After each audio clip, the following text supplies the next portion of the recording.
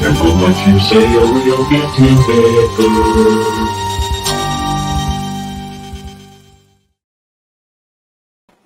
All right. I love that opening. I so love it. It makes me smile every time I hear it. I'm so glad that I'm a verb. Yes. Yes, you've been vicared. I debate about doing a new one, but then every time I hear it every week, I'm like, nope, we're just going to stick with that for a while. It's a good one. Well, I didn't do it, but someone in our chat room, John Kennedy, was accidentally vicared last night from my show. An I saw the accidental video trying to victory. fix that. Yes. I was actually on with StreamYard in their live chat trying to figure out how to get them back. And they couldn't figure out what was wrong. So, Do they have a Q&A now for how to fix of accidental vicaring? Well, yeah, they have. I don't know if you guys see it, but when you're hosting, down where the camera, the mic, and everything, there's a link on the side that says "having issues," and you click on it, and it comes up with a live chat. So, I have noticed. Yeah. I've seen the banning, but not the live issues. I'm gonna have to look at it. Yeah, I clicked on that, and I was talking with a nice gentleman last night for about an hour and a half. Okay, but we finally got him back. So good. All good. Can't have John vicared. No. He's a good guy. John is in the house. JD, we got John, Tiffany. Hey, what's up? So we got some people. All right, so tonight we are talking about tarot cards. This is actually been fun because this was I didn't realize until, what was it, Thursday, that it was my turn to pick a topic when Dave's like, so what's the topic this week? And I'm like, shit. Okay. How about we do tarot cards? That sounds like fun, And I went down the rabbit hole a little bit. It was easy to do. It was interesting. The history of it is interesting. Yes. So I'm going to read off a little bit. I have a little bit of history. I did find that history's varied, and some of the time frames that I was finding were wide. They were all over the place. So I'm going to give you a really brief history, a couple paragraphs. So hopefully my reading isn't that terrible. And then that'll be my opening statements, and then we can move on from there. Sound good? Mm-hmm. All right. Excellent. So let's see. The earliest known tarot decks perhaps dated to between 1430 and 1450, and I just read up. It was you can extend that to 1480, depending on who you talk to. But they weren't designed with mysticism in mind. They were actually meant for playing a game similar to a modern day bridge. And I've never played that, so I don't know. Additional trump cards were added to the common four-suited deck of cards. And I found wealthy families in Italy commissioned expensive artist-made decks known as, and my French and Italian just sucks, so Carte da Trionfi, or Cards of Triumph.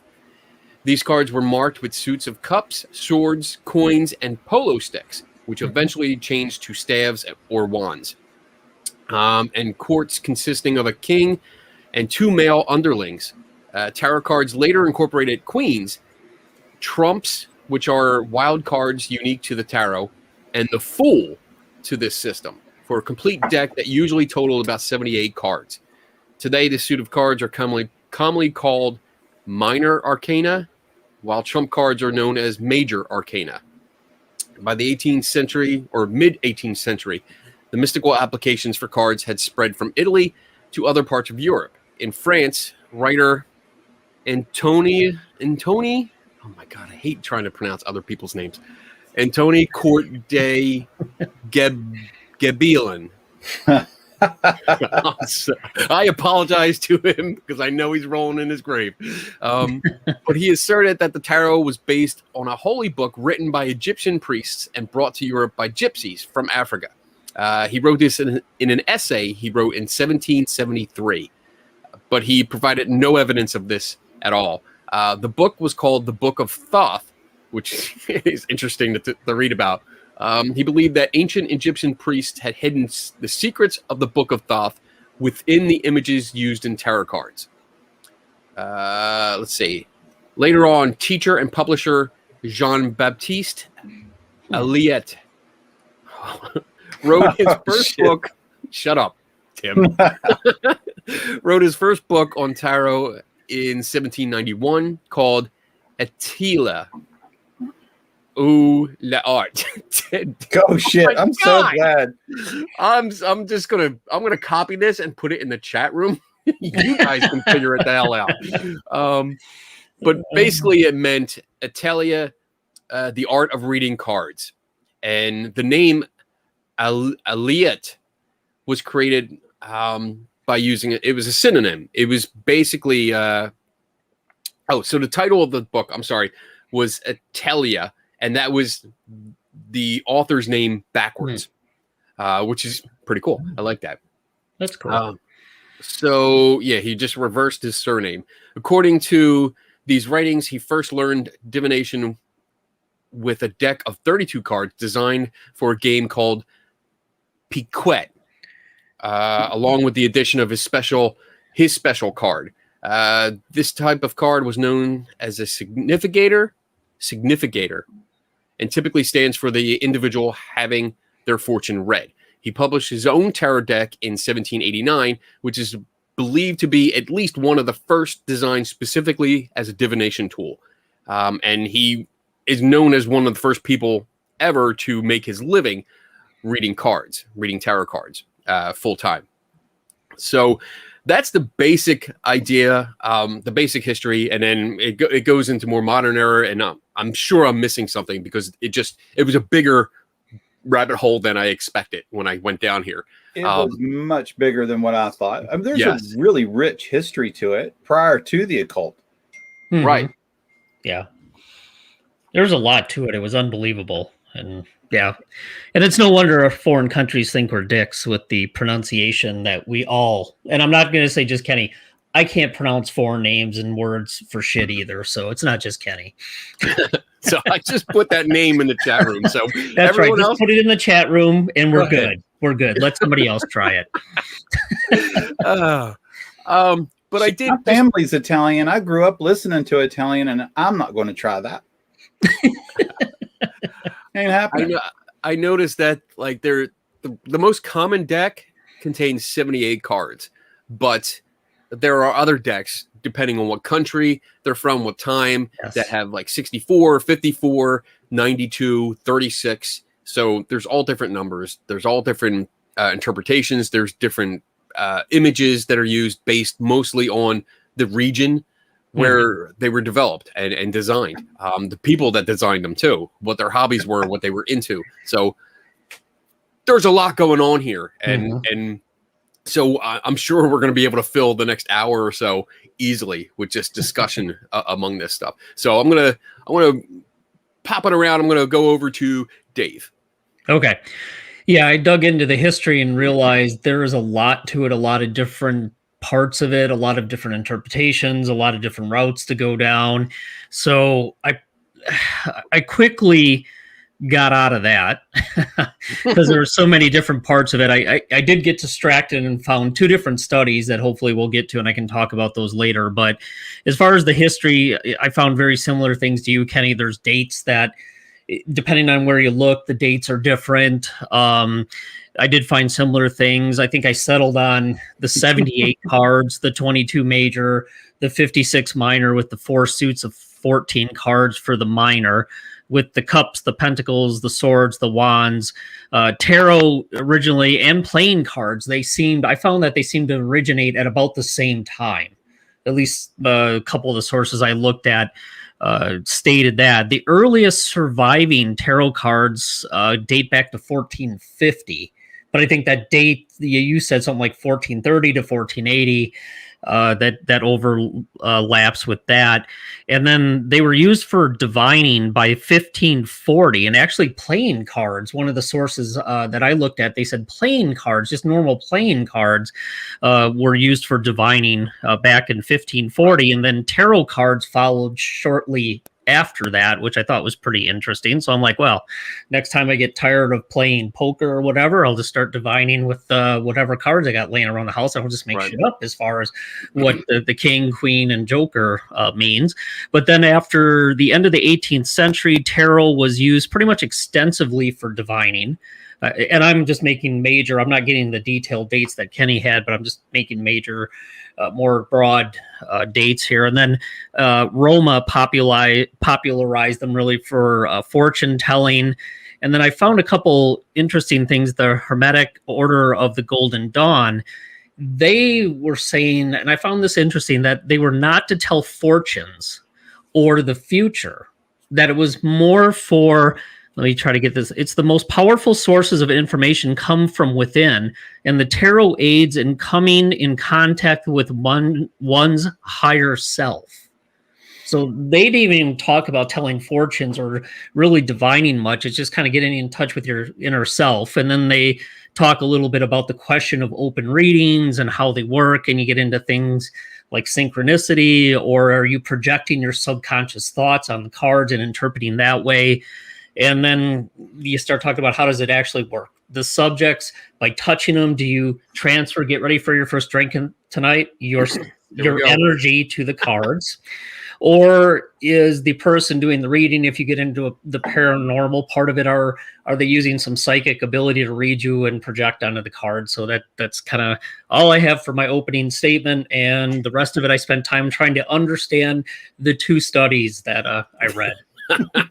All right, what do you got, Tim? I don't have much different than either one of you guys did.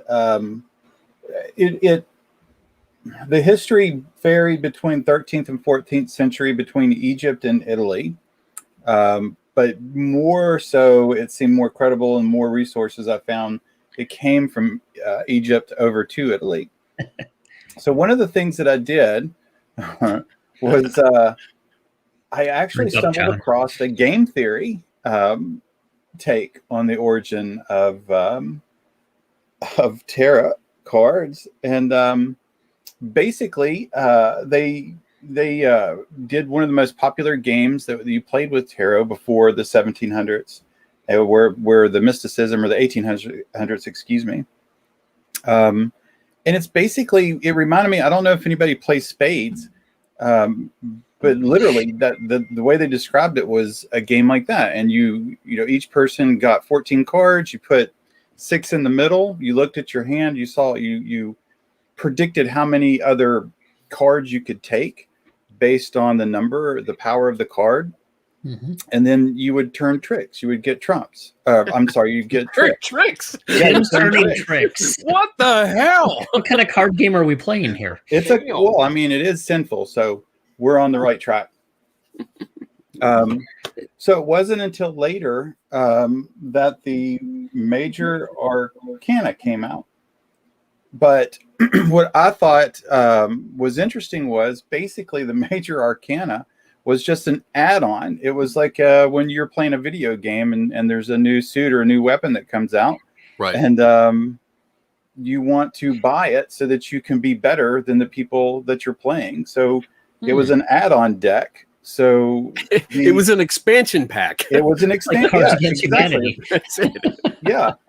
And so the major arcana were trump cards. So while you're playing, at any moment, you could play one of the cards, and it would be any other card in the minor arcana, and it would be any card in the major arcana other than a card in the major arcana with a higher number.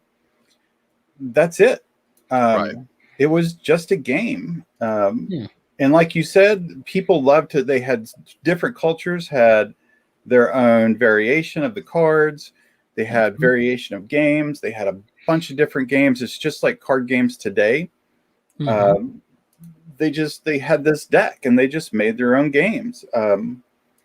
Yeah, it's actually pretty cool. And the game that I read looks like a pretty fun game. Yeah. I need to get paid. I got some bills. Tim needs to get paid. So I did run across the word that you were referencing, Dave, which is fortune telling using any cards. And so in honor of Kenny, I'm going to slur this one. Slur it. Slur it. Cartomantic. Cartomantic. Cartomic? Cartomic? Shit, I don't know. It's something. Just type it in the comments, man. It's the word if you use just any cards for fortune telling. It's cartomantic. So yeah, I'll leave it at that. Just the early part, not a whole lot different than what you guys found. Other than maybe we'll get into it, like Kenny kind of hit on, like when it crossed over to becoming cartomancy. Maybe that's in the occult, kind of mysticism with it. Yeah. I did find it was interesting because I found a book that I had because I always have a book, and I just started paging through this. This is from the 1970s, and it's going through some history, but it's kind of going through like the evolution, and as the cards started to develop, that they were not just for divination, that other people developed different cards, different sets of cards. And it's interesting because it has like 1509, there was a pack that was designed to teach logic, which I got to find that now. There was also a pack at the same time, the same guy, and I don't have the names. I just put the dates down, but the same guy designed a pack designed to teach law. In 1603, there was a German-made pack that was based on Bible scenes, and it taught Bible, like what the scenes were about. In 1644, there was a deck out of Paris, France, that featured Greek mythology and explained parts of the stories and the characters in the stories. And in 1692, in England, there was a deck developed to teach people how to carve meat and fish. So it's interesting just to see, like, through the years, how like some of this stuff was developed and where maybe some of these tarot cards came from, and seeing the different decks, different designs, and how they're definitely culturally based, whether it was your religion, because I know there was some, I did come across some references to like Christian mythology, where there was a lot of Christian symbolism in some of the artwork. And then, of course, you had the Egyptian decks, because you have the one guy that I'm not going to try to repeat his name, but when he developed his own deck and started doing it professionally, he based it on earlier work that related it to the Book of Thoth, which I didn't really get into too much. So I came close. Okay, I started to read it and I was like, oh, but then I got called from work, so I kind of got distracted.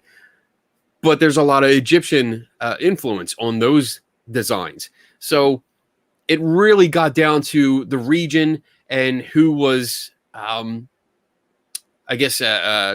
ordering the artwork, like who was commissioning what was going on. So I thought it was really interesting to see the cultural aspects of it, to see that it was a game. It was a game. It was a card game. That was it. You know, and then I think the artwork per region started inspiring more stories. And I did read somewhere, and I don't know the reference, but I did read somewhere where that's where people were trying to do. They started to create a story with the cards. So when you laid them out in order, they created a story. You could almost read the story in the images. And then I think my personal opinion is that's how it was got started. See, John. Who the fuck Kennedy- is that? Oh yes, I'm gonna call it. Go ahead, you talk. I'll take Yeah. it. John Kennedy. That was the same question I had. Was in a few hundred years or 1,000 years, what are Pokemon cards going to look like, or be? What are they going to say? But the thing that was, I think, more closely related was, I don't know if you've ever played Dungeons and Dragons, but in the 70s and 80s, when I was a kid, I'm that old, like it was strongly preached against. Like this was divination and casting spells, and D&D was straight from hell and straight from Satan. Because it's just a game. I don't ever remember ever playing a game of Dungeons and Dragons and going, hey, you know what? Let's try it. Let's take a shot to see who's going to win this year's Super Bowl.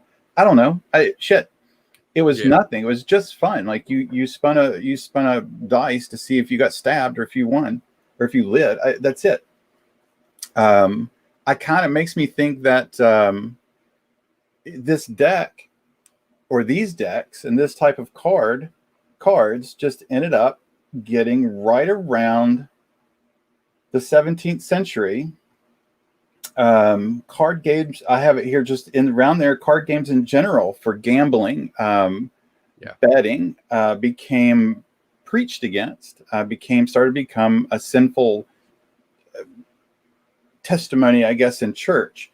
And they were, you don't gamble, you don't play cards, you don't do this. And lo and behold, it was also in the 1800s was beginning the rise of mysticism and the occult.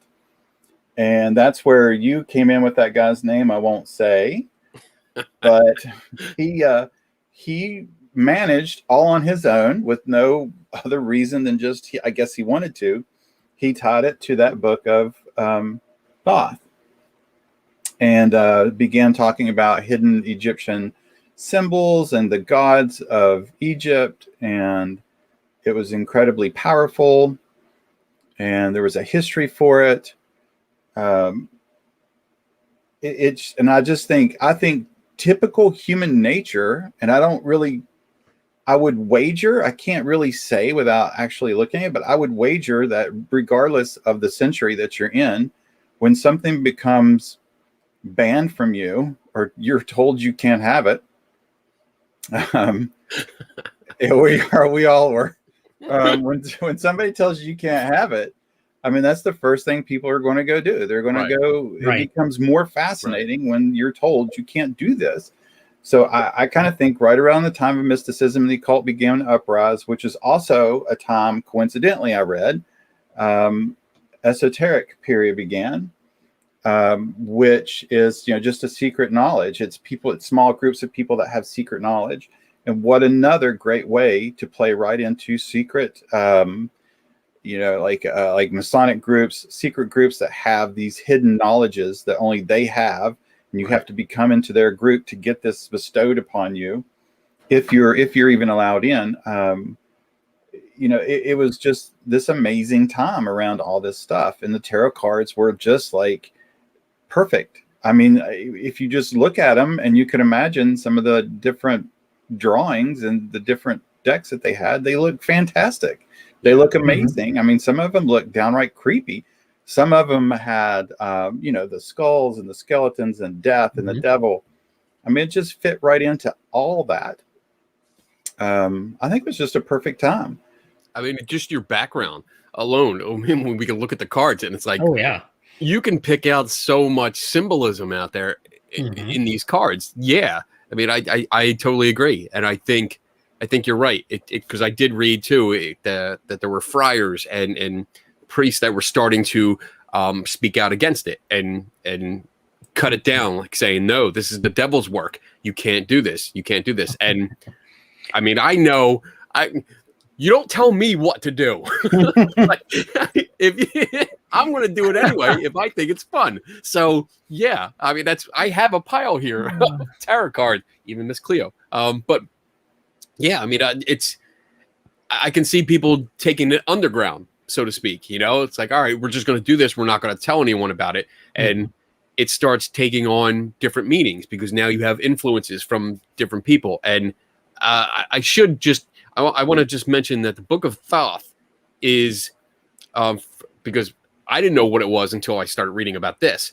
It is the name given to many ancient Egyptian texts supposed to have been written by Thoth, the Egyptian god of writing and knowledge. They include many texts that were claimed to exist by ancient authors and a magical book that appears in an Egyptian work of fiction. So this idea of secret knowledge, and I mean the people that wrote these weird names that we're not going to say anymore on this show.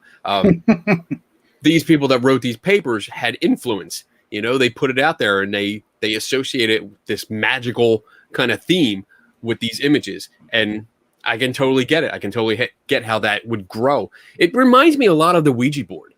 Mm-hmm. It really does, where like that was marketed as just a toy and something that was, and I think Dave, you touched on it. It was more marketed as your own inner thoughts and desires. Like it was a way for your inside voice to spell out what you were thinking.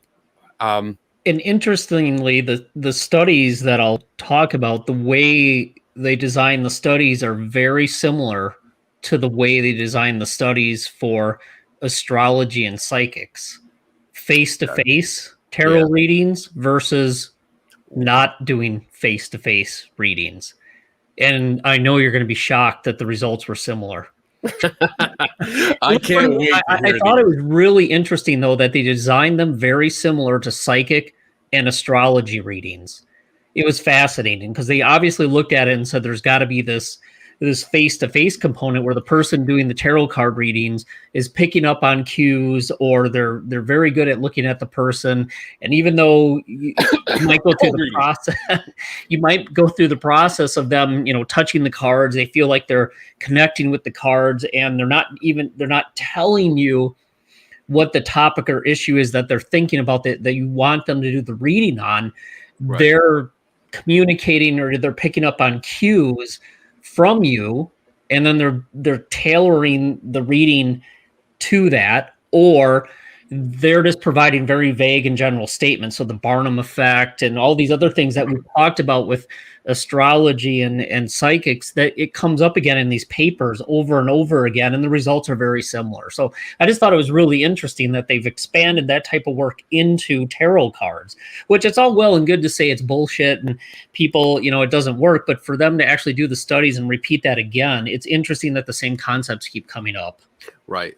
I agree. And I like what you said there. It's easy to say it's bullshit, and I'm guilty of that. I've done that, but I come back and try to explain it, and why I think it's bullshit. But yeah, I mean, a lot of the same elements keep coming up over and over again, and it's funny, like, because we're gonna drink again, but the way you start out, the way I've read about starting out doing a tarot reading, is that you have the client, the sinner, shuffle the deck, or at least cut the deck. Yes. And that's because of their energy. They transfer their energy to the cards. And actually, I took there was a website called, what was it called? Learn Religions, of all things. And it was giving directions on this, and it says it's a good idea to have the client shuffle the deck so the cards can pick up on his or her energies. If you feel the client has some negativity attached to them, cleanse the deck after the reading. How do you cleanse the deck? It's dish detergent. I don't know. Do you sage it? I don't know.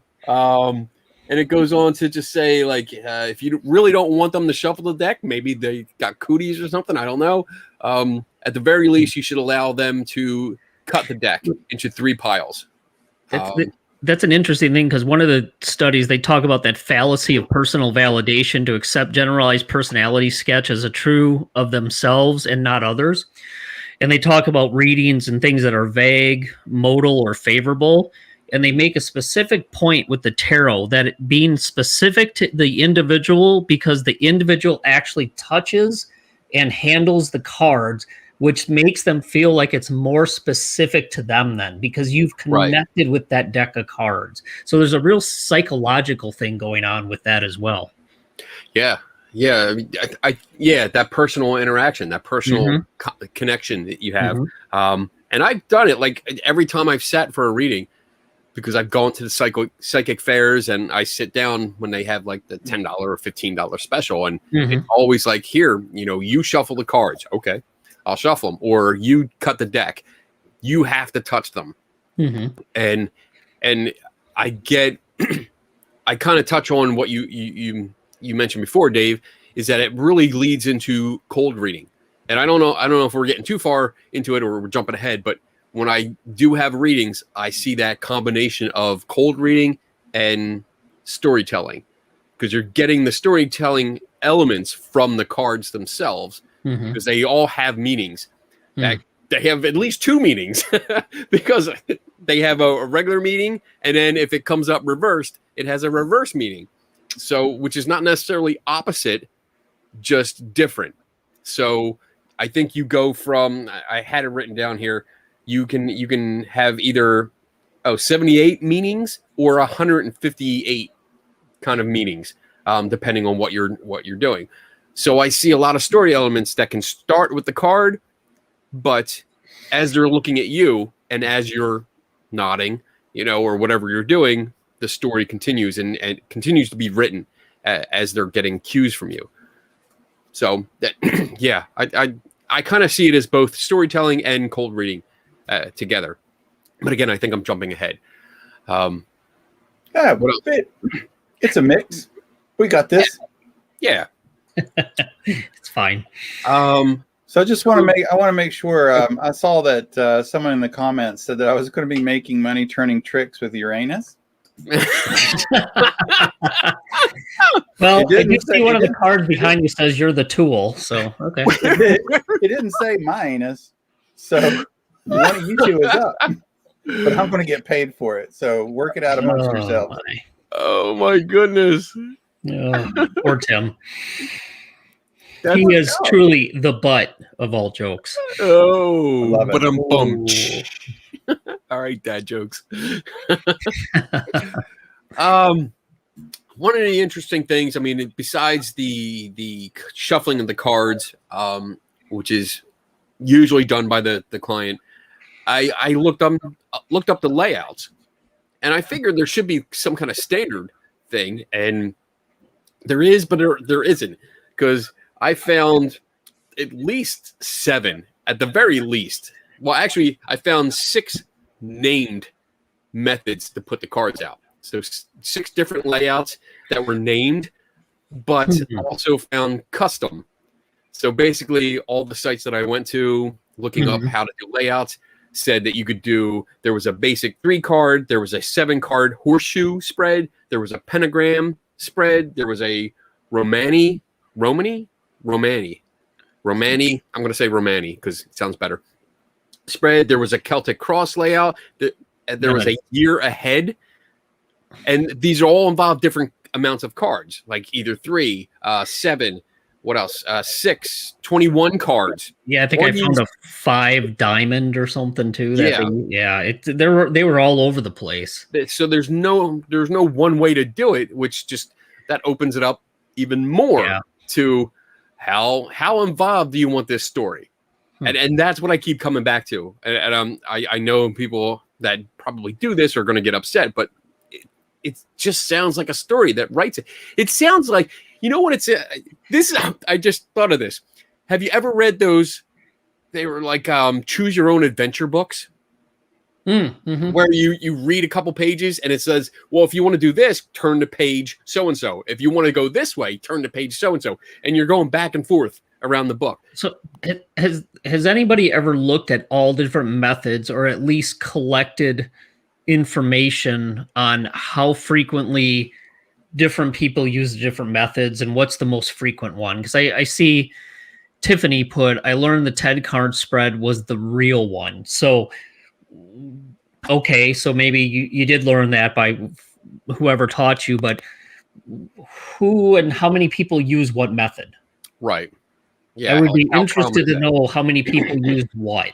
To me, that would be a way. And the two studies I looked at, obviously, they both use different methods of laying the cards out. So, and if you're somebody who works with tarot cards and you're part of a, let's say, a community or organization, you could honestly critique the studies and say that's not the most commonly accepted way of laying the cards out and doing the reading. And that would be a valid critique of the study from somebody who's involved in the community. So you would have to really understand what is the most common method and what's the most acceptable method within the community. But how do you determine that? Yeah. I guess you'd have to do a large scale survey of professional tarot readers and see like what they do.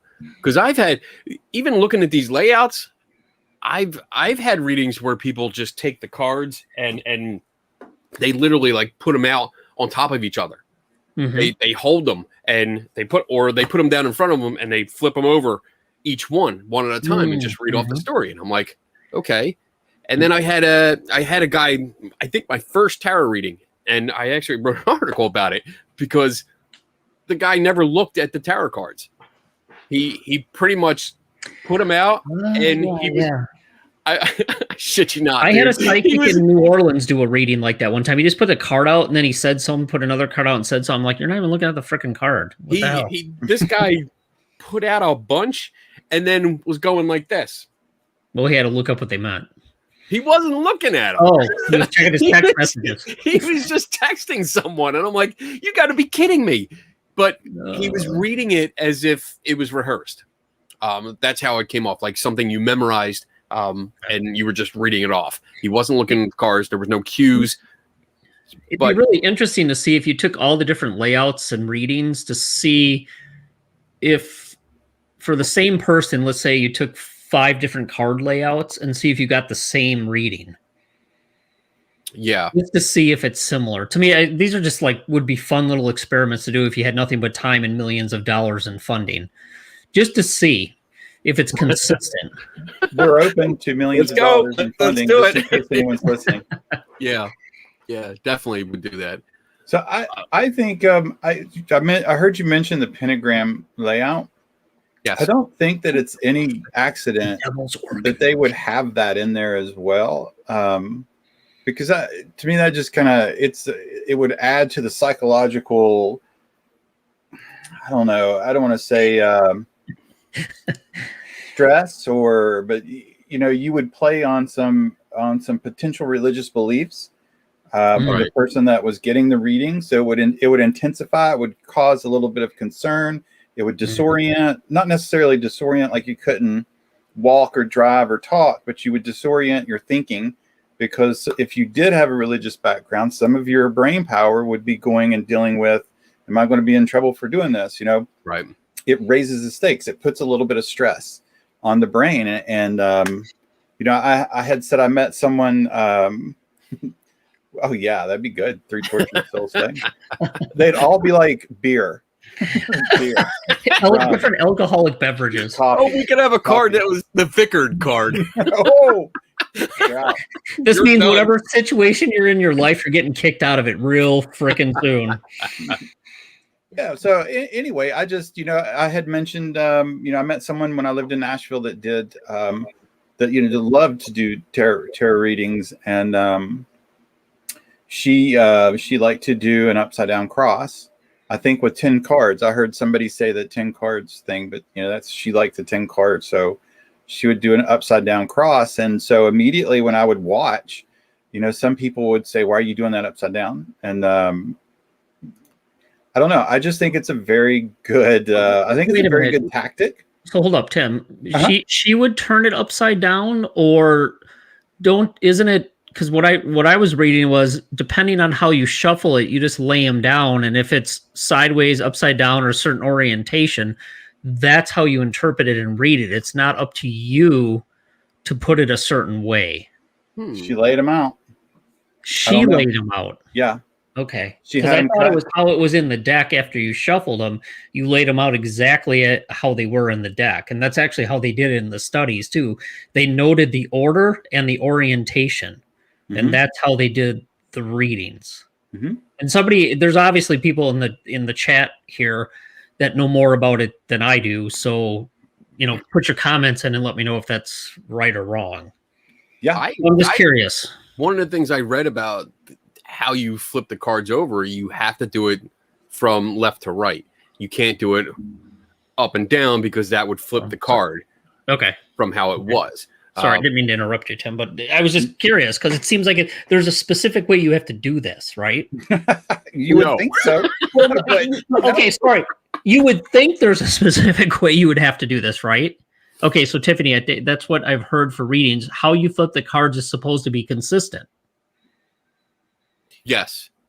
Tim, is that what you? So I kept reading that you have to flip the cards sideways, side to side, not this way, because if it's laying down and it's upright, if you flip it, now it's reversed. Tim, was this person you knew a little trying to pull one off on you? What's that? Was she trying to get in with you, Tim? Was she trying to get in your pants? I don't think so. It was an interesting person on the street, and she would just do it right there. I live downtown. Turning tricks. There we go. Yes, I live close to the Full city, circle, and downtown in the city. She would have a card table, and I would walk to work sometimes, and I would just watch her read. And she would take them, she would lay them, she would put them down, then put them across, and then flip them over. See, why does it matter how you flip them? Because if you're shuffling them a certain way, you give them to me and I shuffle them a certain way. And if the idea is the way I shuffle them and that's my influence on the deck, you'd have to consistently flip them a certain way to make sure you're consistent with the way I shuffled and flipped them, right? So I guess the best way is visual. So here's a card. Let me make sure I get. So if this is face down, okay, and I flip it sideways, left to right. Okay. There you go. Now you can read it. King of Wands. You can read it. So I turn it back around. So if I flip it top to bottom, now it's reversed. But yeah. And this has a different meaning. Yep. Okay. So all the cards have one meaning this way and then another meaning when it's reversed. So that's why you have to be consistent, because from what I read, again, I don't condone this because I don't think it's true, but the way I was reading it is that however it's laid down, you flip it side to side because that keeps it the same. Because when you give them to me, like if you were going to do my tarot reading, Kenny, and you give them to me and you tell me to shuffle them and split them, however I lay them down and give them back to you, that kind of determines my reading. I'm determining my reading kind of by touching them, shuffling, flipping them, and then I give them back to you, and you have to turn them consistently a certain way. So what I did to manipulate them or transfer my energy, there you go, John, drink again. You flip them a certain way because I've done whatever to them to personalize my reading.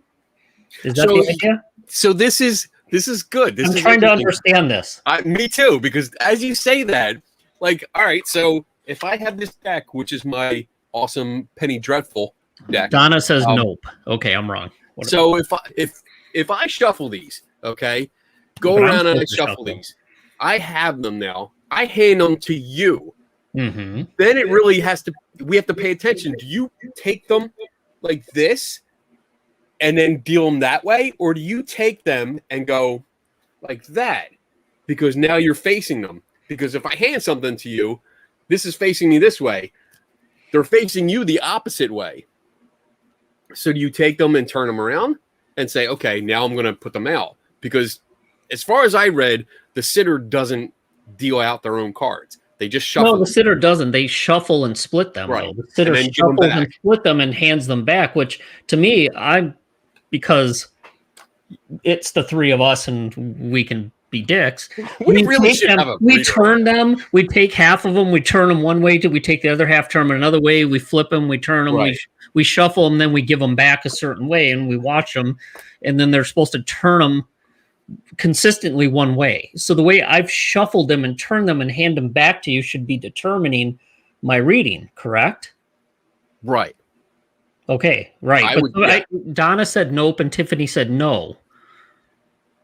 I don't know what that means. I don't know if they're talking to us or if they're Okay, talking they might be to talking the to chat. somebody else. It's Yeah. a possibility there's someone else in the chat, I guess. Yeah. Okay. So I don't know. honestly, we really needed someone that does this to come on and so we can ask some questions. Well, everything that you said so far is the way that I would watch this person do it. Okay. So it was they handed the person the cards. They got to shuffle them. They did like the 3 piles. I heard someone say that. And then they handed them back. And she didn't always do it in an upside down cross. Sometimes she had a different pattern. Like I was 17 when I lived in Nashville, so I was just kind of like, this is cool as shit. So, I didn't think I wasn't at the stage of taking notes at the time, but it's just what I remember. And I remember watching people ooh and all. I remember kind of thinking, this feels like it's bullshit. Yeah. I mean, I gotta admit, it's cool fun. to It was see it fun done. to watch It's it on fun. the street. It's fun. Yeah, it was fun to watch it on the It's street interesting. because I got the feeling like she's just out there taking tips to read things on, to read people's tarot. And it was just, I don't know, it was just kind of neat. Like when you're from West Virginia, like we don't have anybody here on our streets that stands around and does card games. And I mean, it's not illegal. It's not like we wouldn't stop. It's just not something that you do. So at 17, when I went to the city, I was like, holy shit, look at this. All this new stuff. I was like, there's people on the street reading tarot. And Podunk Tim in the big city. It was a big city. John's question is interesting. I think there's a difference between oracle cards and tarot cards. So like tarot cards are their own thing, and as I understand it, they were derived from regular playing cards. That's why you see, like if you look on on Tim's background, he's got numbers. They're all numbered. If you look at the top of the cards, they are all numbered, and that's the way my tarot cards are. They're numbered, and there's 4 suits. They are regular. You can play card games with these. They were really 4 can. card games. Yes, because that's what they were. Oracle cards are like something different, which don't have the numbers. They don't correspond to a deck of cards.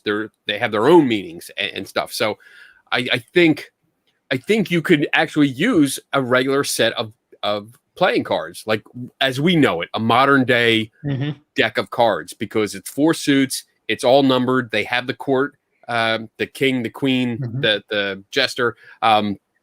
You have all these and the ace. All the cards or the suits are there, so you can still use them exactly the same. So I think that's why we see some people using a regular deck of cards as tarot cards, because they just don't have the artwork.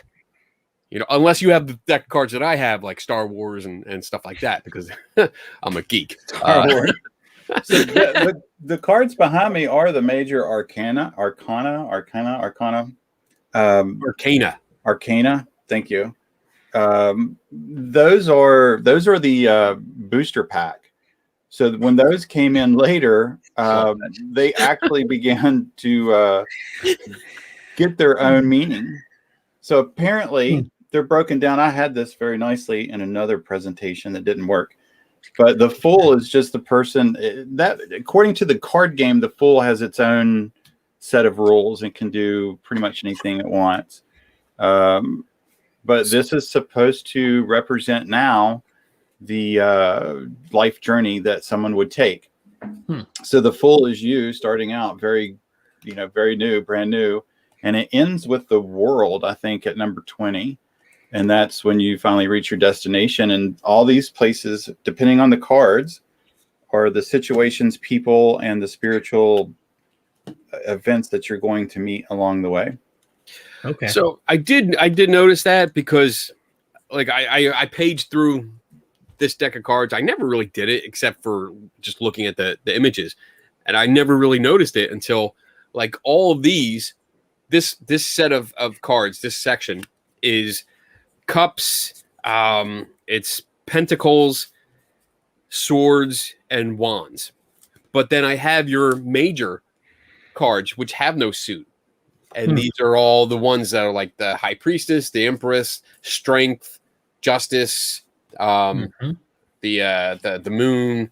There's a devil in here somewhere, which was really cool. I like that one. Oh, there he is. But like they have no suits, so that's to me that falls right in with the history that we read. That this was an additional suit, like unsuited booster pack, like you said. It's exactly what. In the information I watched with the game theory that did a game theory on this was literally it's why it doesn't match any other suits is because literally the game that you played, people would lay down their card and like I don't know exactly how it played, but one card would beat another card, and the highest card on the table would take that trick, and they would have that book. It would be a point for them.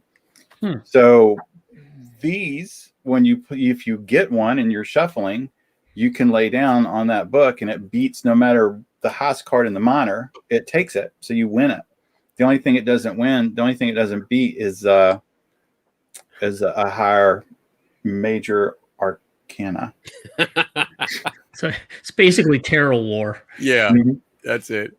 I did notice. I did come across a site that said that there's meaning in repetitions.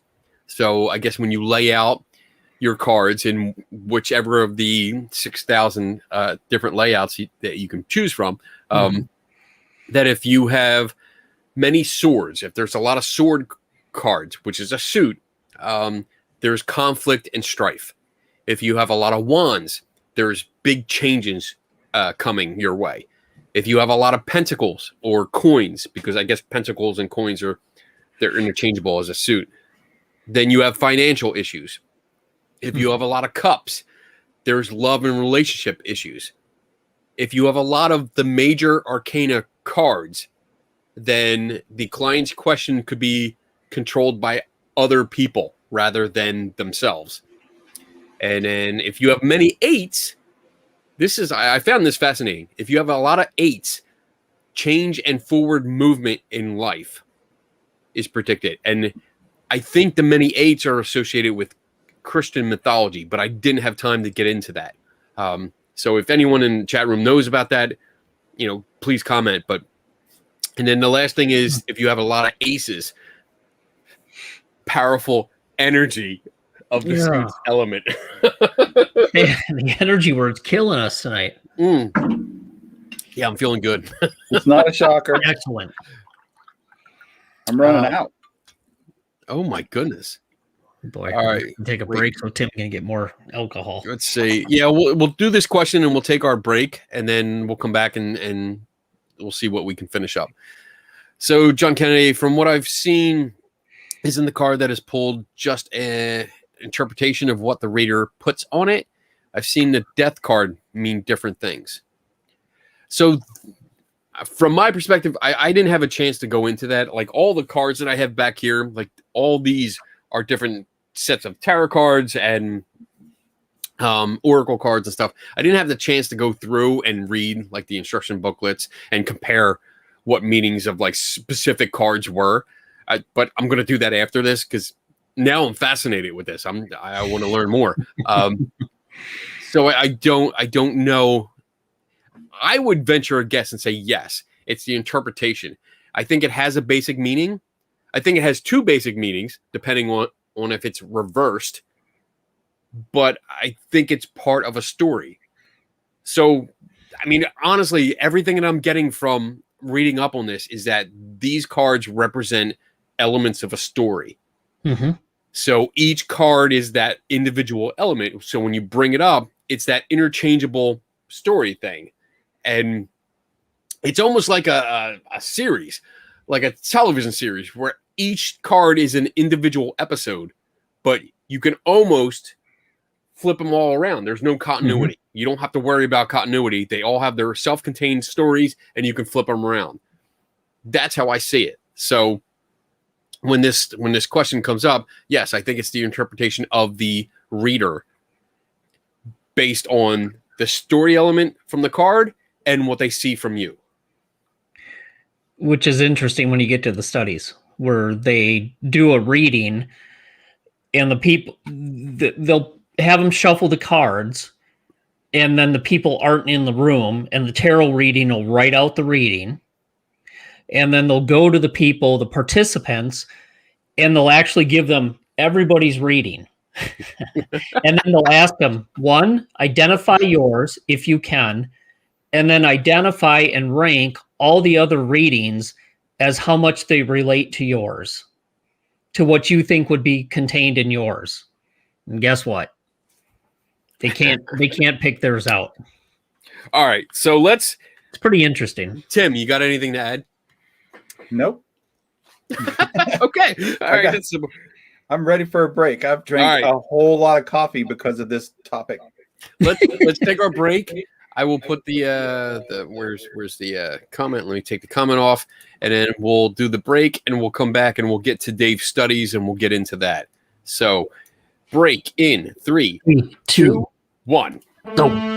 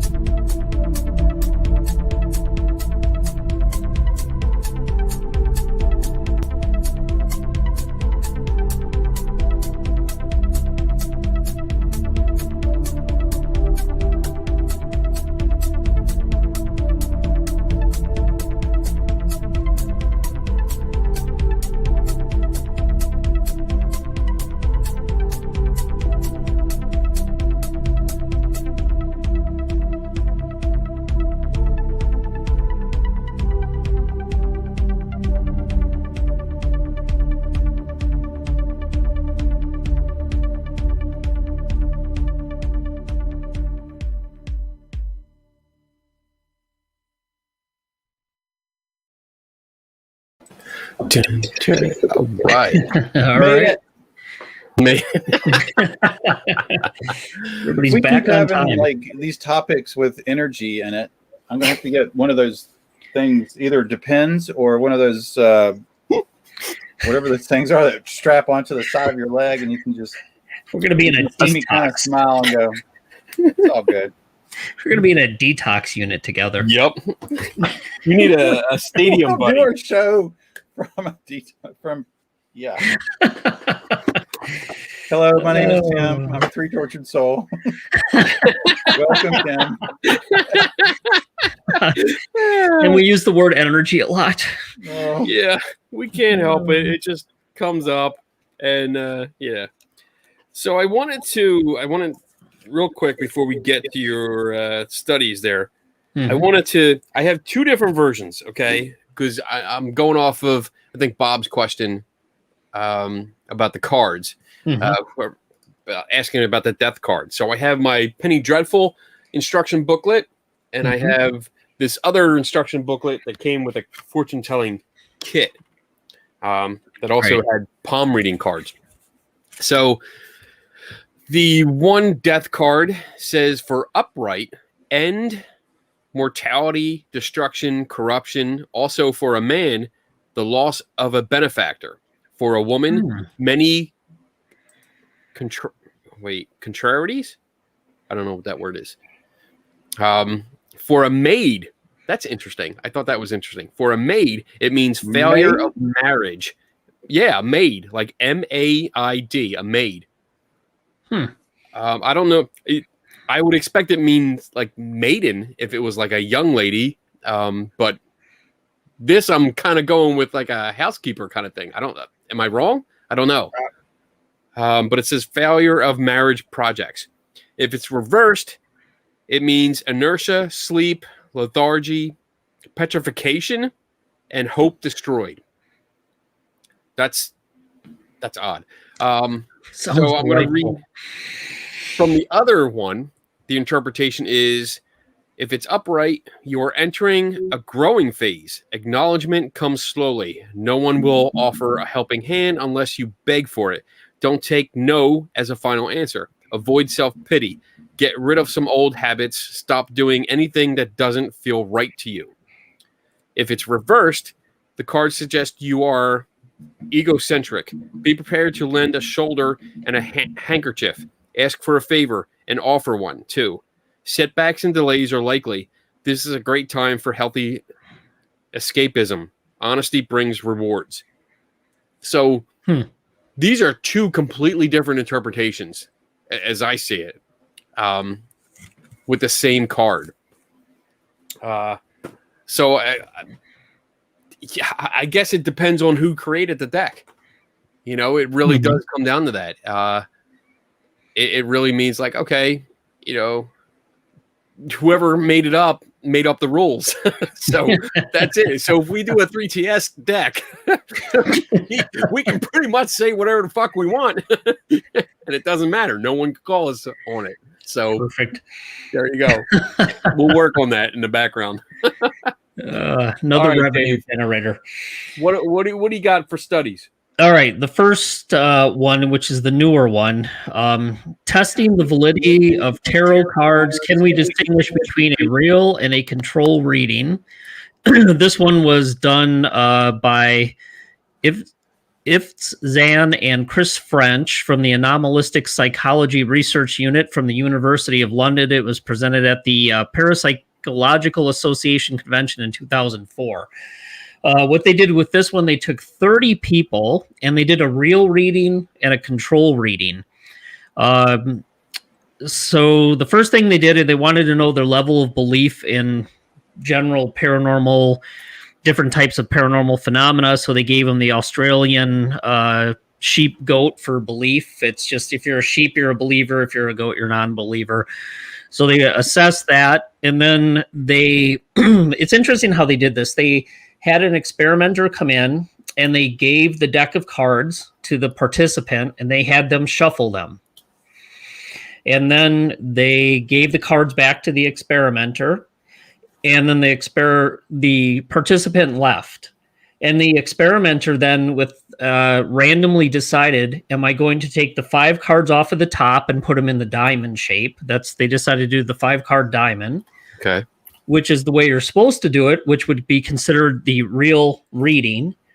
Or am I going to take 5 off of the bottom, which is the control non-reading?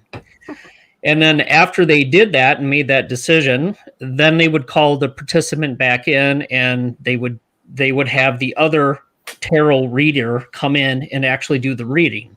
So the participant and the reader didn't know if they were getting a control reading or the real reading because of the cards. Okay. I like that. So they went through and did that. And then they would ask the participant to rate on a scale of 1 to 8. What did you think of the reading? Does it relate to you? Not at all. On a 1 or 8, very much. So they went through and did this. And they went through the analysis. And what they found is obviously they rated people as a believer or a non-believer using the belief scale that I mentioned before. Believers rated a 19.2 on the belief scale. Non-believers were a 6. So there's a wide range. Obviously, if you're a believer, you're rated highly on the belief scale, and non-believer. When they looked at the ratings of the readings, believers rated a 6 out of 8 as, close to very much, and non-believers rated it a 5. So they were actually pretty close. The believers and non-believers rated pretty close. And then as far as rating, what was the difference between the real reading and the control readings? There was no difference, no statistical difference, which they were kind of surprised at. They're like, okay, well, what's going on? So they kind of jumped into the data a little more, and they wanted to see what the interaction between the belief group and the reading was. So it gets a little complicated. So if you look at the non-believers, they wanted to understand what was going on between them. Did they rate the reading between the real tarot cards and the control readings? Remember, they did the real and the control. Right. There was no significant difference in how they rated the real and the control. That they kind of expected. They would just say, no, I don't see much of a difference between any of them. However, the believers, you're going to love this, especially Kenny. The believers significantly rated the control readings higher than the actual readings. So when they took the cards off the bottom, like they weren't supposed to, they rated those higher. So it was pretty interesting. They're like, well, we didn't expect that at all. So the other thing that they found is in both of the control readings, again, the believers rated the control ratings higher than the non-believers. Wow. So basically they're saying the believers, they just thought the control readings were better. And then the real ratings, there was no difference between the believers and the non-believers. So basically nobody could figure out what the real readings were when they took them off the top of the deck like they're supposed to and did it appropriately. So they concluded that no, nobody can tell what a real reading is. And the control readings were actually identified by the believers as being more pertinent to themselves. Right. Which was, they said, was interesting. Not expected, but interesting. So that's the one study. So the second one was done in 1983. It was divination of tarot cards, an empirical study done by Susan Blackmore. Now, she was a little background. Yeah, she was a parapsychologist that turned skeptic and quit the field because she got kind of disgruntled and kind of tired of negative results and kind of bailed on the field of parapsychology. And she published this paper in 1983 in the Journal of the Society of Psychical Research. So they talk about there's 3 ways they think that tarot card reading could work. Information so general that it's applicable to anybody. The reader uses cues from the subject. And then the layout of the cards may paranormally convey information, or the reader uses some sort of psychic ability. So those are the 3 things they said, well, maybe there's something to this. So the procedure they followed was they did an ordinary reading, which was face-to-face, a normal tarot card reading face-to-face. And then they did a test, which was blinded. And this was not having the subject present. So they had a second experimenter who was not going to do the tarot card reading. The second experimenter came into the room with the subject. They shuffled the cards. They cut the cards. They went through the whole process. Then the subject left the room. The experimenter assigned a number. So this was all blinded. And they recorded the order and the orientation of the top 10 cards. And then they came out of the room, and the experimenter gave the list and the orientation to experimenter number 1, which was the tarot card reader. And that's all they did. So, all right, I'm confused. Who was replaced? The tarot card reader. All right. Tarot card reader was actually experimenter number 1. That's what they just called it. Okay. So the tarot reader was not in the room at all. The sitter was not replaced. The sitter was not replaced. There was somebody who came in. It was just some lab person that came in and said, "Hey, sitter, person who wants the reading, take these cards, shuffle them, split them, do whatever the hell you want, and hand them back to me." And then the sitter left the room, and that person, the lab person, just recorded the order and orientation of the top 10 cards. Okay. And they recorded that with a number to code who it was. Okay. And then they gave that list to the tarot card reader. And the tarot card reader just took that and then wrote out a reading. Okay. That's all they did. They didn't have the sitter there or the person who wanted the reading. So it was totally blinded. Okay. Gives me an experiment idea. Okay. Oh, shit. We have enough, Tim. Stop. I gotta So go. then- This is good. When that was done, later on, a couple days later, they gave each of the subjects, there's 10 people in each one of these studies, okay? Okay. So they gave each of the 10 subjects 10 readings. And they said, here's what we want you to do. We want you to rate each of these on a scale. And then we want you to choose your own rating, or we want you to choose which reading you think is yours. And then we want you to rate the rest of them in order of applicability to yourself. So not only do we want you to choose the one you think is yours, how many of these other ones, rate them? How close do you think they relate to you? So then they had a rating scale, 1 to 7. 1 is not at all. 7 is it totally relates to me, man. And 4 was an average rating. So they had to choose theirs and then rank the rest of them. So they did 3 experiments. A class of parapsychology students, so they kind of all knew each other. And they thought, ooh, that might be a problem. And then they did people, then they thought, well, we'll follow that up with people who don't know anybody at all. Then they said, ooh, this could be people who, this could be biased the other way. They don't believe in any of this crap. They're all negative. So what we're going to do is get another class of parapsychology students, but they don't know each other.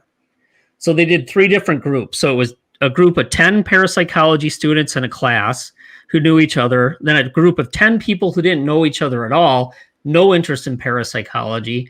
And then they had a group of 9 people that completed the last one that were parapsychology students that didn't know each other, that they thought they would at least have an interest in this stuff, but they didn't know each other. So, all right.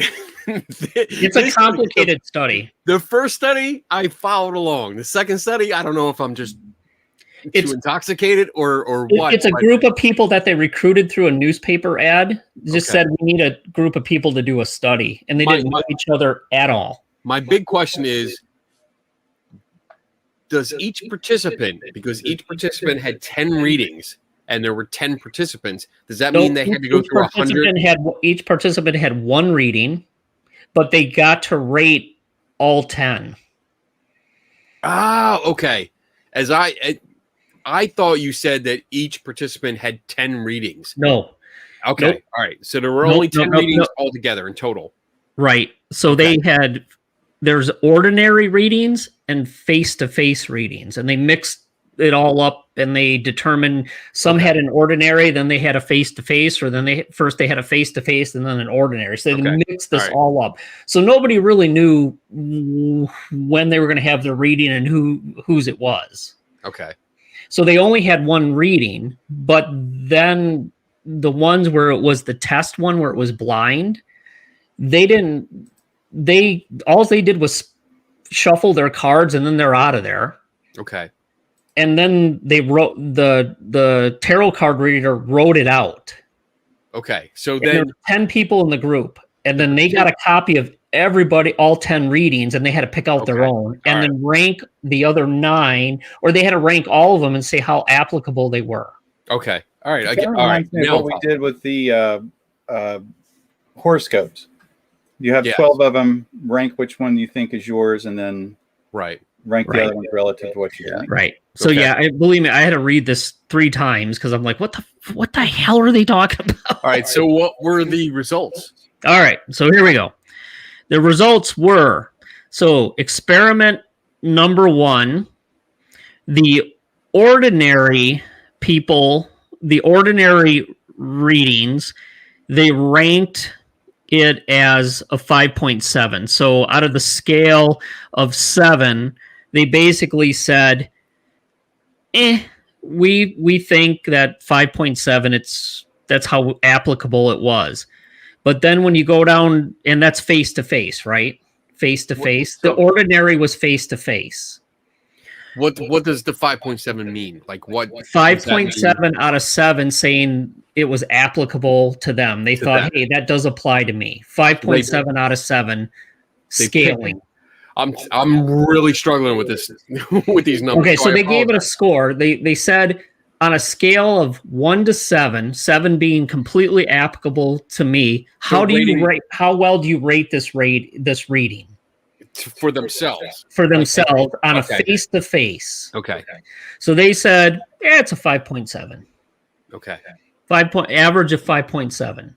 Okay. So now getting away from that, that's the face to face, the blinded one, the test, where they didn't have a face to face. Remember, this is where they just wrote it out and they had to pick out. So when they looked at the ones that were blinded, and if you look at the ones where they said it's your own, where the experimenters, after they were all done, they said, okay, the people who we said, okay, pick out your own, the ones who actually did pick out their own, how did they rank them? Not knowing it was their own. Okay. They only gave it a 4.1 out of 7. So it dropped. Okay. It dropped. Okay. But how did they rank the other ones that weren't theirs, but they were blinded to and they were asked to rank those, right? Okay. They gave it a 3.2. So actually, it was statistically significantly different. So they did better identifying their own versus others in that first group. But they came out and said, well, there's a bias because these students all know each other pretty well because it was the end of a class after a semester. And they think you might have known your classmates well enough to pick out yours versus theirs. So they said, okay, now that's why we need to do the second study, right? People who don't know each other. Mm-hmm. So when they did that, guess what? No difference. They couldn't pick out theirs versus others at all in the blinded situation. Okay. And they rated their face-to-face one significantly higher than the blinded situation. Okay. And that's what you would expect. Right. And that carried through to the third one where they had parapsychology students who didn't know each other. Okay. So ultimately, they ended up deciding that face-to-face, they were able to pick it out. They rated it higher. They were able to pick it out. But under blinded condition with strangers, they couldn't pick out their own readings. Okay. So then they go through all this, the Barnum effect, the fallacy of personal validation. And then they're saying, well, it's because it's vague, it's modal, it's favorable. And with the tarot, it's specific to the individual because they shuffled the cards. And then they're like, okay, so is this true? Is it because it's vague and it's favorable and it's modal and it's, nondescript? So they wanted to test that. So this was pretty cool. So they took 30 readings to the 3 independent judges. So they had 10 people, 10, and they had 10, but only 9 completed the last one, but they still had 30 complete readings. So they took it to 3 independent judges and they rated it for specificity and favorability statements. And they rated it on a scale of 1 to 7. And what they wanted to do is see how those specificity and favorability ratings compared for each reading and how it correlated to the average rating that subjects gave to that reading. So if it was more vague, the subjects, their hypothesis is if it's really vague, the subjects probably rated it higher, right? Because their idea is if it's really vague, it applies to me, right? Yeah. Well, that's what they found. Ratings that were high were the least specific. So there was a correlation, a pretty decent correlation. Ones that were really vague, they're like, oh yeah, that has to do with me. But the tendency to choose a favorable reading, however, was not related to the vagueness. So the overall tendency to pick a favorable reading was not related to that. It's just that they rated those readings high, but their ability to pick the one that was the most favorable related to them was not related to that. But remember what we talked about when we talked about the astrology part? Mhm. People have a hard time self-identifying. So that could be a reason why they had a problem with that. And the other thing is the p-value was really close to being significant. It was right on the borderline. So they're also saying that we need to repeat this with more people. So basically, the bottom line of both of the studies is when it's blinded, you're not face to face, you cannot pick out your tarot card reading. That's the bottom line. And there's obvious reasons for that. I mean, if you're face to face, you know you're getting the reading. It's for you. Yep. And you have the cold reading factor that comes in that we talked about earlier. When the story develops and elements are added from the sitter's I guess demeanor and clothing and mannerisms and behavior and stuff like that. So yes, I can understand how it would be significantly higher with face-to-face readings. So yep. All right, cool. So it's pretty cool that they actually studied it. So awesome. I was shocked to find it. So I wasn't. I knew you would dig up studies. It's somewhere to dig up shit. Even it's like random fucking topic that it's like, I don't know. It's tarot cards. Boom. Within 5 minutes, I knew you were going to have studies. They were more complicated than I thought they would be, though. Jesus. I'm surprised we didn't get them sent to us. They're like, hey, check this out. They'll be on the way. Don't worry. Mm-hmm. All right. So I want to hit some questions. I know that there are a few, at least one that I'm looking at that I've been saving because we're at the end of the show. So might as well hit this one. This is from Sandy. Do any of you, Kenny, Dave, Tim, believe in tarot readings? So, I mean, I'll go first because I'm probably the most skeptical out of all of us. But no, I don't believe in tarot readings. I think they're cool. I think they're really good designs. I have a whole bunch. I have more than what's displayed here. I think they're really cool imagery, and especially when we get into like the history now that I realized like they're regional based. So like depending on the age, depending on the location, depending on the beliefs of the people that design them, like this has now become something I want to collect because it's like, wow, there's a lot of history that people don't know about these. But do I believe that they predict our lives, that they can provide advice, that they write our story of what's to come, that can give us advice or tell us what's going to happen financially, romantically, whatever? No, absolutely not. I think it's a story. It's a storytelling tool. That's what I think. So I'll pass it. I'm going to pass it to Tim. Whew. Yeah, that's right. No. I didn't. I certainly would have said I'm open for it. If you want to do something that would knock me out and really show that there's something to it, I'm still there. I haven't seen it yet. And like Kenny said earlier, like when we started delving into the history of this, it quickly became apparent that this is a rich history of these cards and the games, and it's actually quite a very fascinating history. But especially after learning more about it and learning that it started just as a deck of cards for games. I mean, it even had an expansion pack, which is just brilliant. And and then coincidentally, I don't think that it was necessarily uncoincidental. Maybe I should say it that way. That these cards hit their stride with the paranormal and the mysticism right when the same time the occult started becoming vogue and really got into it with major societies and esoteric societies. And I think that they latched onto the imagery. I think that it was a fascinating study of the possibility. A lot of people came out. The same guy I read was the same guy Kenny read. I'm not even going to try his name. But, he came up with these links to Egyptian gods and had nothing to back it up, and really kicked it off after that.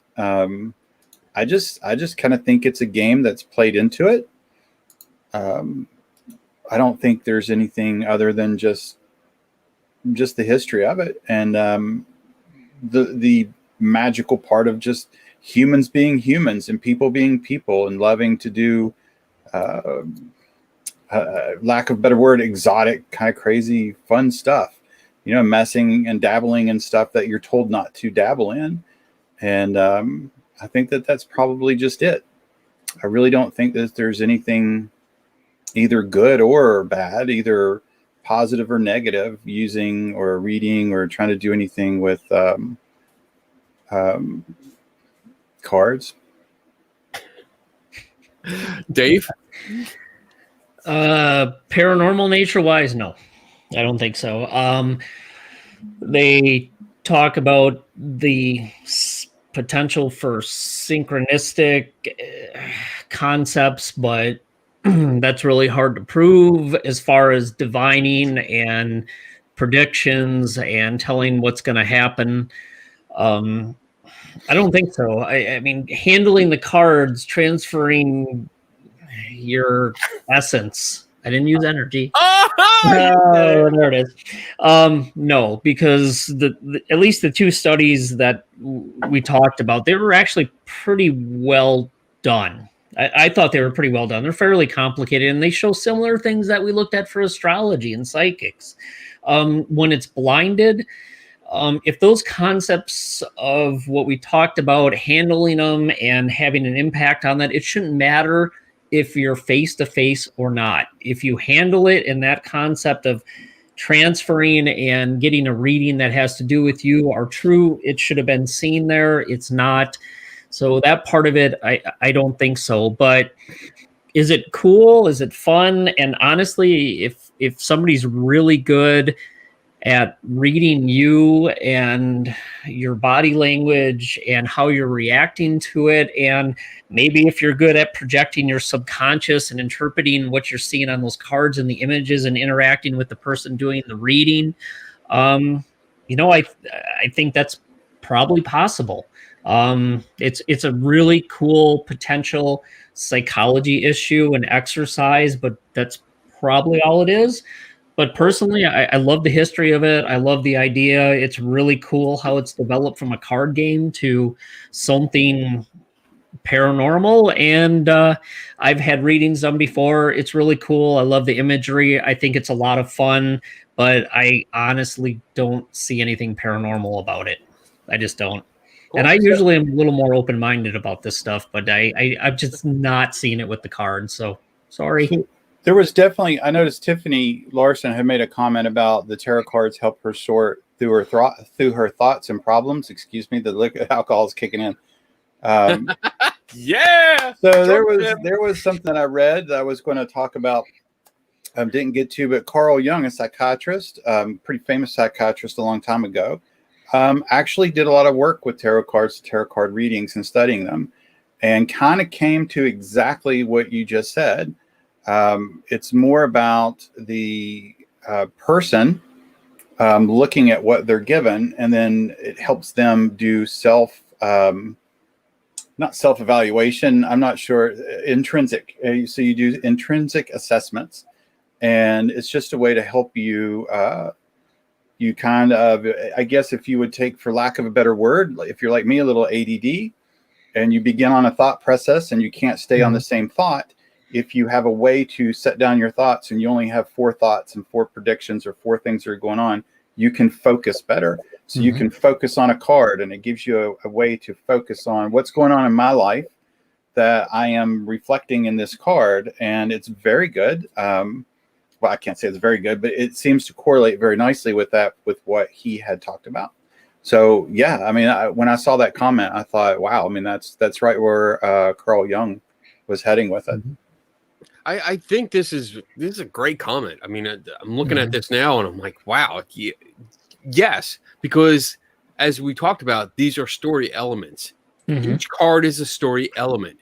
So if you look at it and look at the designs, depending on what kind of pack that you have, I mean, it can bring inspiration, not necessarily some kind of magical, mystical, metaphysical kind of inspiration, but you look at the imagery and you can get ideas from it. And I do the same thing. I mean, I sometimes I walk around, I get up from what I'm working on, and I look at the screen differently. I do something else, a distraction. I talk to different people and maybe run it by them, and you get inspiration. You get different ideas, different insight.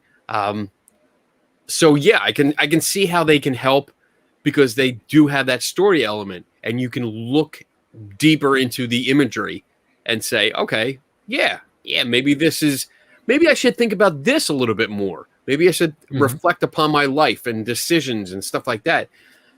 So I get it. I don't attribute it to any kind of metaphysical thing, but it's a distraction. It's basically like when I'm writing an article and I'm doing like a lot of research, sometimes I get stuck and I need to just back away. That's when I shut everything down and I go for a walk. And I talk to myself. I literally go for a walk for a half hour and I talk to myself for a half hour. And I mean, it's pretty funny when you watch it, because I'm arguing with myself. Because if there's anyone that can start an argument with me, it's me. So I am yelling at myself on the streets in downtown Philly. But this is the kind of thing that can come up and can inspire you. So yeah, in that sense, I'm on board with it. I agree with it. But again, I want to stress, I don't attribute it to metaphysical. It's just a distraction. All right, so let me go up. There was another question, I think, from JD. Oh, crap. I'm trying to find it. So you guys talk until I find it. Oh, wait. Here it is. So, okay. Wait. JD, what would happen if you mix decks? Take suits from several decks, mix them, and draw them blind. That would be interesting. It's like Ghostbusters. You don't cross the streams, dude. No, you don't do that. No. Dimensions will open up and we're fucked. So portals everywhere, and just cats and dogs living together. All kinds of shit. I don't know. You might actually, if you build on what we were talking about, you might actually get more creative, colorful stories. Right. Who knows? Might be more interesting. Again, you might get more deeper insight. I don't know. Yeah, if you go by the idea, and not really the idea, but the essence of the tarot cards, they are story elements. So if you add multiple duplication, I guess, of story elements, it's still a story element. It's still bringing it back to maybe a reoccurring theme. You know, like, oh, you keep doing this. You're in this vicious cycle. You either need to break this cycle, or, hey, maybe this is a good thing. You keep coming back to this. Maybe you need to address this particular issue. So there's all kinds of ways to interpret that. Oh, I'm feeling good. So somebody has a good idea on, someone talked about having a Discord or something so you could continue the discussion. I mean, if you guys would want, like, I don't know if you want to do it on Facebook, but I could throw something on the website, or you could just go and have just a post board or something where we could always go and study. And just keep commenting. Yeah. Link different studies so that other people can see them and go to them. All right. I'm going through. I'm trying to find out if there's one question. What's this? Can you do readings on Kenny right now? What?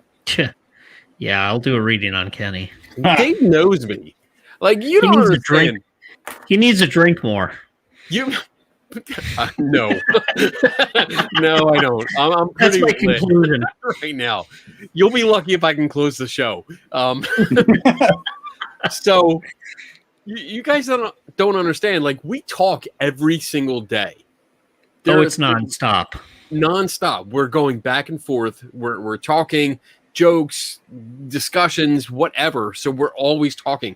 So I have no doubt the three of us could do readings on the three of us and be accurate, get good things, understand and get like hits.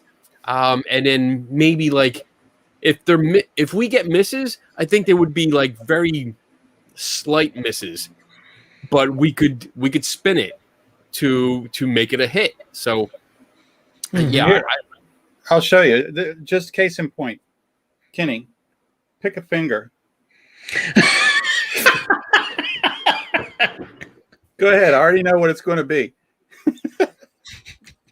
No, this is covered up. I want everybody to see that this is covered up. It's completely controlled. Oh, Jesus Christ. Oh my God, that's like my top 5 favorite Tim moments right there. Oh my God. In case you were wondering, there you go. Oh shit, that was good. I'm thinking of a term that has to do with Tim's name. I wonder what it could be. Oh my God. All right. Moving on. Let's see if there's anything else. Oh my God, that was good. That was very good, Tim. All right, I think we're caught up in questions. So let's close out the show. Final thoughts. Tim, you go first. I really enjoyed this. I really enjoyed the history of it. I really want to. I want to play the game that I read about. It looks like a really fun game. It reminds me a lot of Spades. If anybody's familiar with playing Spades, I enjoyed the distinct line that seems to have drawn that it was just a card game. There was nothing really to it. The big 21 cards were an expansion pack. I just absolutely loved that. But it wasn't until mysticism kicked in that anything, or the occult kicked in, that anything any thought from it. Aside from the church at the times forbidding card playing just because of the gambling and the divination, that was pretty much it. It was tarot cards were shuffled in, pun intended, with all the other types of cards not to use, but not for any satanic or devil or divination purposes. It was really cool to see that line. It was really cool to look historically, and there's a lot more, believe me, I'm sure, but at least the little bit that I did, it looks like there was this nice clean line that shows normal card game. Then all of a sudden it fit right in. It was like the Ouija board. I think someone mentioned it. The Ouija board just happened to hit right at the right time, and it became something that was never intended and became legendary. It was perfect storm, perfect time. Right. Dave? Yeah, when you first said tarot cards, I'm like, ugh, really? Jesus Christ. I'm like, God, Kenny, what a lame-ass subject. But honestly, when I looked into it, I'm like, this is a damn good topic. It was really interesting. The history was great, and a couple studies popped up, and it was a lot better than I thought it would be, and it ended up being a great topic. So I was wrong. My initial assessment and reaction was completely wrong, and turned out to be a great topic and a great show. So I was wrong. It was good. Wow. Loved it. I actually really liked it. I did like it a lot. Yeah. We have that recorded. That made a statement, then was able to admit that they were wrong. Oh my goodness. Wow. Damn. You don't see that. That's rare in the paranormal community. Yeah, well, some podcasters can do that, other ones do that, and then they retire and move on. So I don't know, whatever. Good. Awesome. I'm with you guys. I mean, this was a topic that I threw out there because I was called on it. Like, I didn't realize it was my turn. So but it turned into something really cool, and I'm gonna look into this more because it has a really interesting history. It really has. It delves into culture and religions and beliefs and just your daily way of life, depending on where you were and what time you lived in. So really, really cool. And Tim, you mentioned it. You touched on it where it was like it was a card game. It was a card game, and then it took on this mysticism because it was outlawed. It was basically told this was bad. Don't do this anymore. which makes most people want to do it more. That's just basic human nature. We just want to do what we can't, what we're not allowed to do. So it became I don't know what the word is. It became excitable. It became something like, oh, it's taboo. That's the word I'm looking for. It's taboo. It's like, oh, shit, taboo. we're not allowed to do it. Let's do it. And not tell anyone we're doing it. We'll just invite certain friends. And to see the influences from Egypt and other cultures, it was just really cool. Do I think it's real? No, not at all. I think the story element that developed with it, and when you start looking into the history, the evolution of the stories that associate with different cards, and even tonight when I read through 2 different books that instructed you how to do it, and there were 2 completely different meanings, it shows you it's not, there's no standard. It's just whatever you want it to be. Dave's studies showed you that it doesn't matter. Well, actually, it does matter whether you're face to face or blind. Mm-hmm. You're listening to the story, and you're looking for a story that you associate with. Doesn't mean it's the one that actually happens to you. It's the one you want to happen to you. So, yeah, do I think they're real? No. Do I think they're cool? Yes, I collect them. And I'm going to collect them even more now. But otherwise, I mean, this was just a great topic. It was a great topic to talk about, and I'm glad we did it. So, all right, with that, who's got something coming up? Anyone? Dave? No. Bitch. Tim? I do this podcast on Saturday nights. It's pretty cool. You should check it out. Oh, yeah. I've heard about that one. Yeah. Other than that, nope. Bitches, you really need to get stuff done. You need to do more. All right, so I'm real quick. All our time prepping for this. Oh my goodness, I'm just gonna go over the next one that I have. Just one. Okay. August 20th to 22nd, I'll be in Gettysburg, Pennsylvania for the Gettysburg Battlefield Bash. If you are in the area, if you can come out, please come out. It benefits Pennsylvania Wounded Warriors, and it also benefits an organization called Heroes for Hire, which goes out to hospitals. It sends costumed people out to hospitals to entertain kids, to make them feel good, to make them happy, to make them excited. So really good causes. I will be in a dunk tank at some point, maybe multiple times, where you can dunk a skeptic. Did you say you're going to be in a drunk tank? Yes. Yes. It's be filled with rum. I probably be wearing a life preserver because I'll be drunk in the dunk tank. So, I mean, you should come out to see that just for that.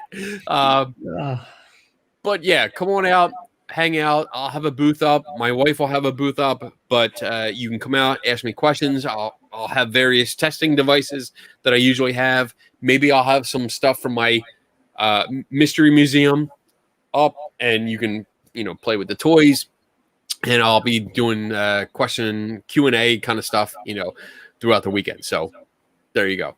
All right, guys, awesome show. I loved it. Thank you everyone for coming out. What day and time is the dunk tank? I don't know when I'm going to be in the dunk tank. It's August 20th to 22nd. I'll probably be in there a lot because it's going to be hot. So I'm going to volunteer as much as possible. All right. So with that, I'm going to end the show. I'm going to try not to do Tim Vickers here. Yeah. Anyway, so have a good weekend. We'll see you next week. And who's up next week? Tim. All right. Tim's got it next week. All right. I already have the topic picked up. Awesome. Right. Are you cheating? Yeah. Bitch. I hate that. All right. See you guys later. All right. Bye-bye. Good night, everybody.